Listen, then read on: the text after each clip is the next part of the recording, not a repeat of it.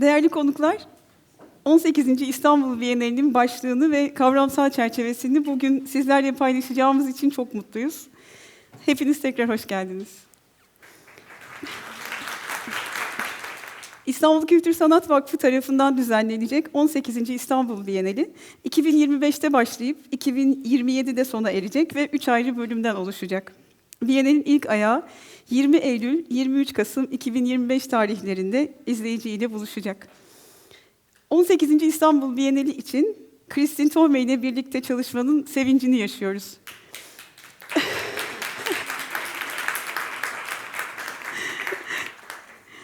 Christine Tohmé, küratoryal ve kurumsal pratiğinde kültürel üretim, sanat eğitimi ve topluluk inşası ile ilgileniyor.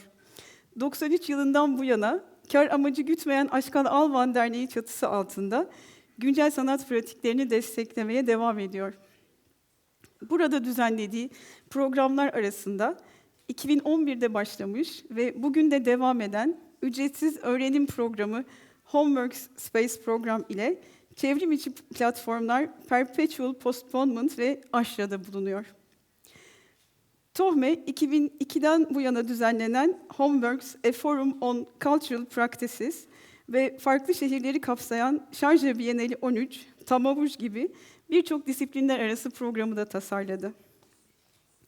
Çalışmaları UNESCO Şarika Arap Kültürü Ödülü 2018 yılında ve CCS Bard Audrey İrmas Küratoryal Mükemmellik Ödülü 2015 yılında ve Prince Claus Ödülü ile onurlandırıldı 2006'da. Uluslararası Bienaller Birliği ve Feminist Kültür Derneği Heaven for Artists'in yönetim kurullarında görev alıyor. Tohmé, Beyrut'ta yaşıyor ve çalışıyor. Burada da gördüğünüz gibi 18. İstanbul Bienali'nin başlığı "Üç Ayaklı Kedi" olarak belirlendi. Bu başlığın nasıl bir bağlamda kullanıldığını birazdan Christine'den dinleyeceğiz. Christine'i davet etmeden önce Bienalin gerçekleştirilmesinde değerli desteklerini esirgemeyen tüm kişi ve kurumlara teşekkür etmek istiyorum. 2007-2036 yılları arasında İstanbul Bienali'nin sponsorluğunu üstlenen Koç Holding'e İKSV adına teşekkürlerimizi iletiyorum. Bugün basın toplantımızı Beyoğlu Spor Kulübü'nde yapıyoruz. Değerli misafirperverlikleri için Stelio Muhlidis ve Tanju Kurşunlu'ya teşekkür ediyorum. 18. İstanbul Bienali'nin görsel kimliği Okay Karadayılar tarafından tasarlandı. Kendisine de teşekkür ediyorum. Son olarak basın toplantısının ve Bienalin gerçekleşmesi için çalışan tüm ekiplerimize, sanatçılarımıza, tüm konuklarımıza ve bugün burada heyecanımızı paylaştığınız ve desteğinizle yanımızda olduğunuz için çok teşekkür ediyorum. Birazdan Christine Tohmé'nin İngilizce metni okumasının ardından ben metnin Türkçesini okuyacağım. Ardından 18. Bienalin detayları üzerine Tohmé ile sohbete başlayıp sizlerin soruları ve katkılarıyla devam etmeyi planlıyoruz. Zaman kısıtımız dolayısıyla soru-cevap bölümü için yaklaşık 20 dakikamız olacak. Fakat sonrasında fuayede ya da önümüzdeki süreçte bizlere her zaman ulaşabilirsiniz. Öyle sorular çerçevesinde sohbet etmek bizi çok mutlu eder. Şimdi sözü kavramsal çerçeve metnini okuması için Christine Tohmé'ye bırakıyorum. Christine, the floor is yours. You're welcome.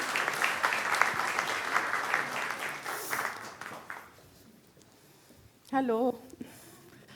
I want to kiss my colleague, Kevser, who's been a great colleague, and I appreciate all of this. But I want to start my talk today by acknowledging all my friends who are here and who made me live in this city for a long time before even being the curator of Istanbul Bienali. So this city means a lot to me, but it's the friends who made me who I am today and made me understand the complexity and the nuance of this city, the beauty and the violence of this city. And I'm very happy to be here. And I thank every one of you here who came today. It's very cold. And really, if it was up to me, I would have stayed in bed. But I'm very happy and appreciative of everyone who came, and I'm looking forward for the upcoming 3 years. And I want to thank the times that are very tough and crucial for all of us to rethink our region, because it's passing through notions of not futurity, notions of collapse. And we need to be able to be critical about that, because every one of us has been shut down in many different ways. So, and I want to thank all my colleagues in IKCV and all my colleagues in Ashkal Alwan, the team who's been carrying me. Without them, this wouldn't have happened. They are the unknown soldiers, always. And there are many people who are not here, who are my friends from this city. I tell them, I love you so much. So, thank you. Thank you.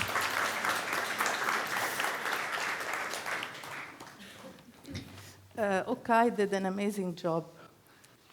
We worked for hours and hours to actually arrive to this, and thank you.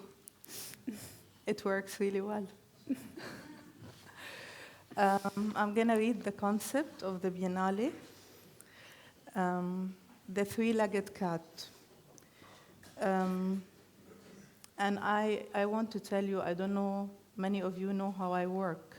Some people hate me by now because I've run this text by them more than 100 times.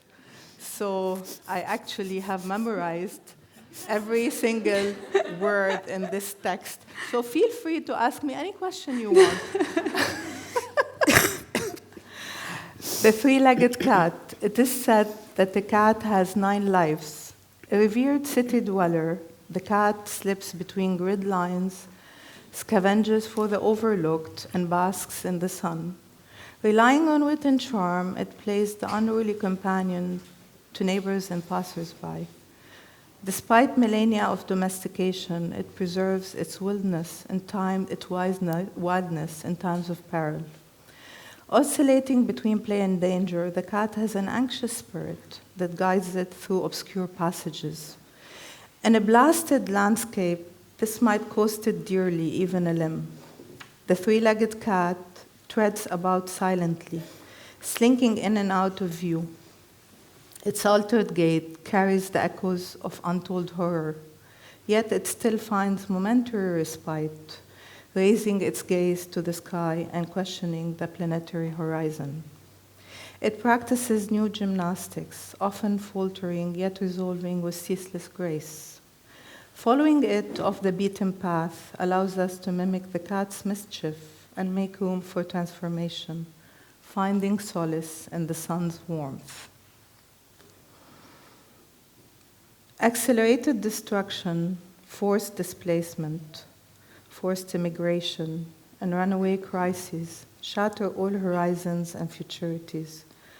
Facing an ever-tightening present, our bodies are forced to adopt multiple clocks, some speedy, some slow, others broken. Caught in a double movement, stuttering and hurtling, we strive to take another balancing step. We pivot, contort, disappear, and reappear like the cat. In search of our bearings, we reclaim rest, as well as those parts of ourselves that need to be preserved and restituted. Resting on 3 legs from 2025 through 2027, the 18th Istanbul Bienali is thoroughly feline.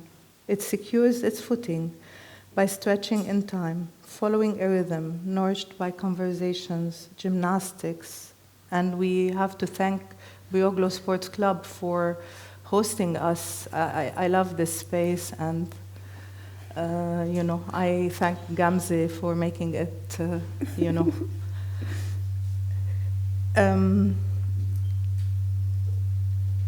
Following a rhythm nourished by conversations, gymnastics, and incessant news streams, its first leg running from 20 September to 23 November 2025.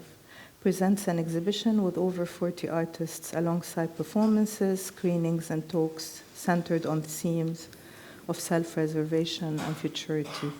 The second leg in 2026 is dedicated to creating an academy and collaborating with local initiatives on a series of public programs. In 2027, the Biennale leans on its third leg to rest, bringing together what has been encountered along the way through a final round of exhibitions and workshops. Thank you. Thank you, Christine.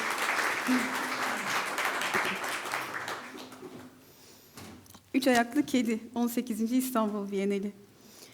Kedinin 9 canı olduğu söylenir.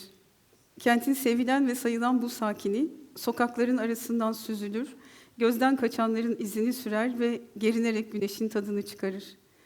Zekası ve cazibesiyle mahalleliler ve yoldan geçenler için kural tanımaz bir yoldaş rolüne bürünür.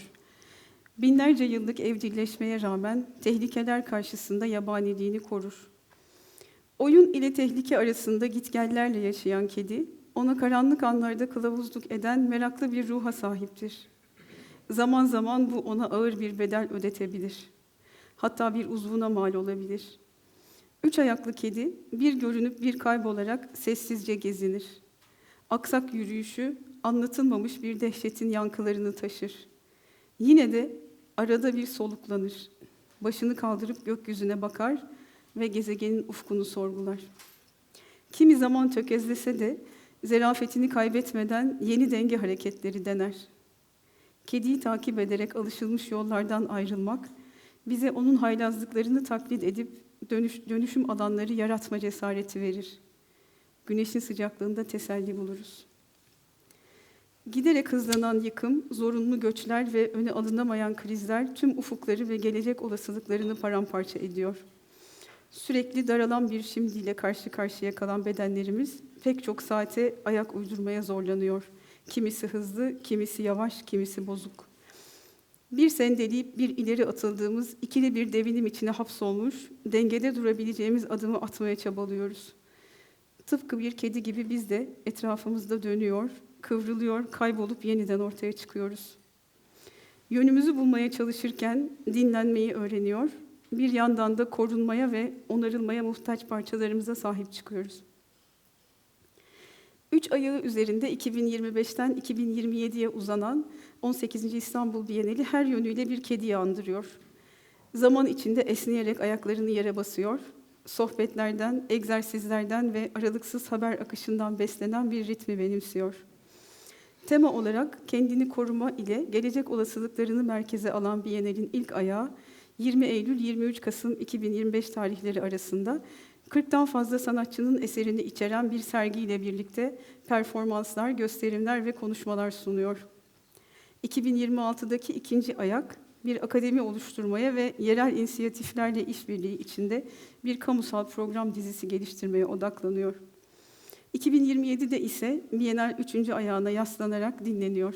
Yol boyunca karşılaştıklarını bir araya getiren son bir sergi ve atölye programıyla tamamlanıyor.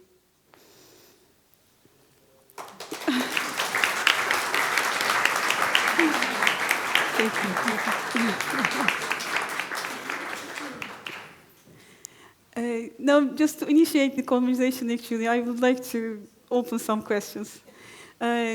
These are the questions we have been mainly receiving after your announcement and after the announcement of the initial concepts, actually. The first one is about the 3-year structure. So what do you anticipate about this biennial, which unfolds in a 3-year plan?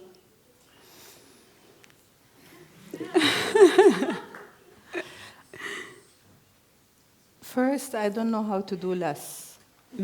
First of all, I've always worked like this. I work on the infrastructure.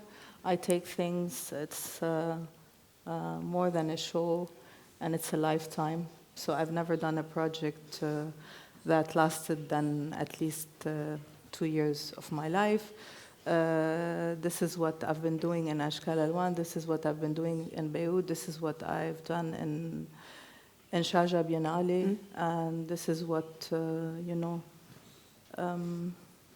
I try to always make time, I extend time, I make it more elastic, and I try to use it in a way that actually becomes a kind of a construct. It's not really about doing an exhibition or doing an event. It becomes like a construct of how you want to lead your life for the upcoming, let's say, 3 years, and these 3 years extend to 5 years, and these 5 years, from them comes various, lives, but various kind of glitches that take you into another chapter where you think, how do I read COVID now, and how do I anticipate temporality? But then, in a way, we're not able to anticipate anymore. And this is what I talk about, the ever-tightening present and the concept, where we're not able to project ourselves. And this is the futurities that I'm talking about. How do we project ourselves into time, into seeing what would happen to us? And this is the tightening present that we, of course, everyone who's here understands that we are able to actually plan one day at a time. And this will unfortunately stay for a while. It's not going to be something that is going to be the way we see things happening all over. We are compromised. And this compromise, when you are compromised, it's when you don't have agency of your time, when you're not able to have fun, when you're not able to bask in the sun, when you're not able to have simple pleasures. And this is what's hitting us, unfortunately. And it's more and more harsh, more brutal. So I think I've been looking around things and going to various events, and I feel that more and more I'm more convinced that we have to go back to basic things, and we have to be humble. It's very important to be humble, in the sense that I am thinking about the notion of everything that's happening around us, but we're still thinking about big commissions, doing glamorous events, big events that actually surpass the imaginary. And since we have lost this imaginary, imagine that we present all the works that were produced in the world in the time of COVID and nobody has seen them. And we put them again, and we actually kind of take distance back, thinking about these works, how to engage with them, how to engage with silence, because I think we are in a snowball terminology, but our reality is completely different. So this kind of forced psyche that, we resume and the art world is fine. I think the art world is not fine. And I've been talking to my colleague here from the Goethe Institute, and Beirut has been bombed for 3 months. And I was doing the Istanbul Bienali concept and working on that, but I was not sure how things will unfold. And it was almost schizophrenic for me, because I was thinking, I'm writing this, I'm not able to imagine myself, I'm not able to project myself into a futurity when I was not sure what the whole region around me is going into. And it sounded so bizarre for me, and it sounded unreal when I was doing this, and I said, why am I doing that, and what does it mean? What could that help me in any way to actually rethink everything that we thought about, that we will do the world better, actually we made it a shittier place. And that was very difficult for me, to actually produce this and to actually project myself somewhere that I was not able to project or think about what remains of what we do. And I've been doing this for the past 36 years. And this, in a way, would be a driving force for me to actually think of that in the next Biennale. And what I usually do is I use things always to actually do what I want to do. So this will be a continuation of my work in Ashkal Alwan, continuing here, spilling here. And to what extent, as we talk about the cat, its altered gait, I mean, my body has changed since a very long time. Being a mother first, but then second, by everything around us, and especially all of these violent acts that were kind of splurging on the region. I will take this as a driving force forward. I'm not sure whether I will make it work in every single component of it. I will try my best. There are things that definitely will work, and there are things that will not work. And yeah.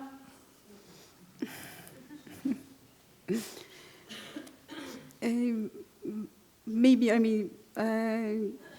in its relation with the reality of our times, why do you see the academy you propose to establish within the conceptual framework? Because this is part of what I do also. I create these infrastructures, which are long-term educational structures. And I'm not here to teach people what they should do. I'm here to learn from people, and many people here are thinking about that. So I will do it with them in 2026. And this is part of what I will be doing, is to actually activate the talks that I've always had with my friends here. It's not going to be different, So I've been coming here for the past 30 years, so it's fine. I will continue the discussion, maybe now a bit more formally. So much looking forward to. And again, in the program of 26, you suggest organizing events in collaboration with local art initiatives. So where do you see it in your ways of working, in your curatorial approach? I want to work with people here. I want to work with initiatives here. I'm a guest. I will leave in 2027. I will come always as a guest, and I'm a guest. So the people who are here are the ones who have to do things. I will consult with them and see, they know better than I do what's needed, and they will guide me. Thank you. And again, maybe another question, which is also related to your way of working. How would you elaborate on your curatorial approach, thinking about this biennial and your curatorial research, and where does the open call stand for you? Actually, the open call was amazing. I love it. Because I've learned so much. It's a privilege because all of these people that applied, I met artists that I've never been aware of, and it's been really great. Really, I'm very happy with that.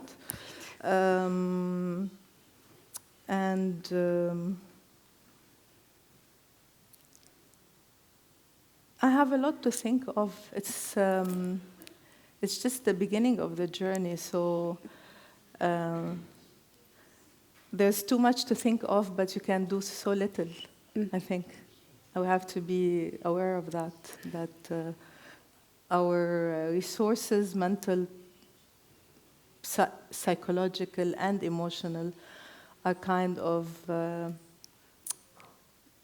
deranged at the moment, and we need to get aligned again to be able to think wisely, but also emotively how our work could actually bring, certain questions, has a proposal, a curatorial proposal. I've been going to many places and I see that people are just producing, but there are no proposals, there are no curatorial proposals. And this sensitivity, unfortunately, we're losing. It doesn't mean that I'm going to do it. Maybe it will not work. I don't know. But this is what I'm trying to say. Production, commissions. But we're not doing anything. We're just commissioning. And this money, we have to understand that there are no resources in the world anymore. There are forced resources that we're getting from sponsors. And this whole relationship of sponsorship, for me, has become so sick, We've lost our funding from a major fund in Lebanon because politically things change and we're not aligned with how these organizations anymore, function. But at the same time, we're not able to be sustainable. So, in a way, I'm rethinking these models. Maybe we have to become work in different ways, but work again. What we talked about in the 90s, where many people would work together. I don't know if it works because you're not able to actually, as we said, project, but this is something that I'm thinking about. Why does it have to be that we open spaces that cost $100,000 to sustain a space and to be able to, rent it, put this power inside it, and all of that? Why not?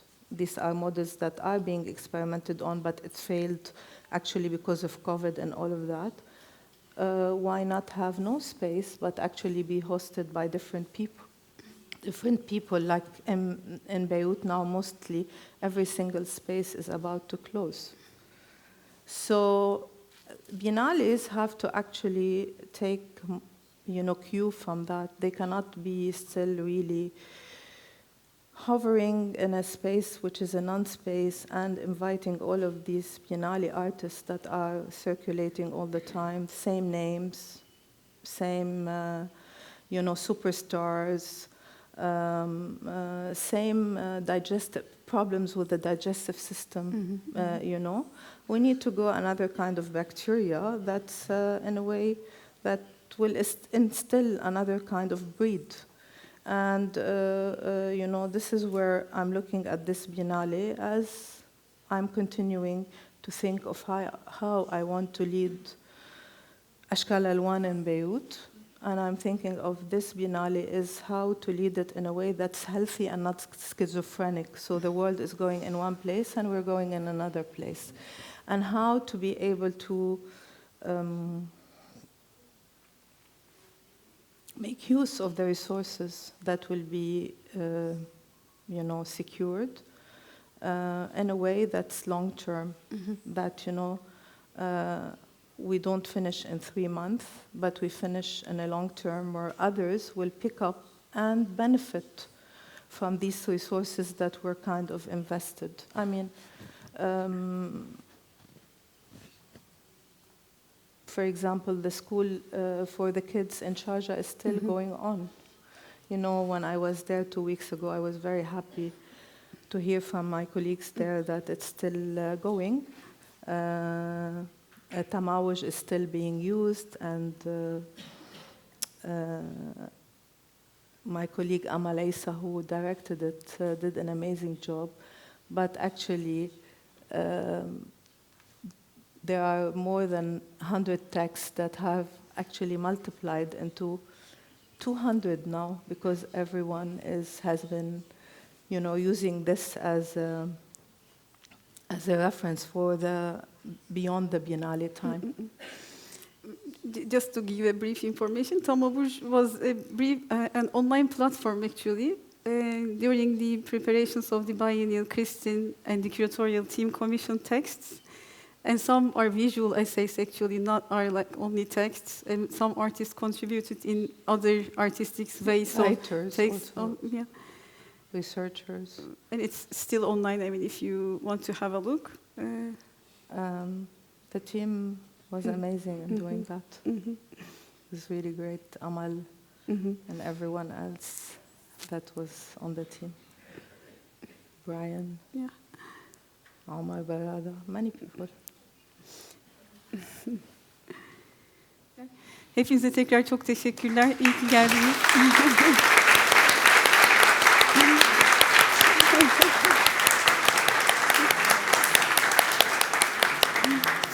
Thank you.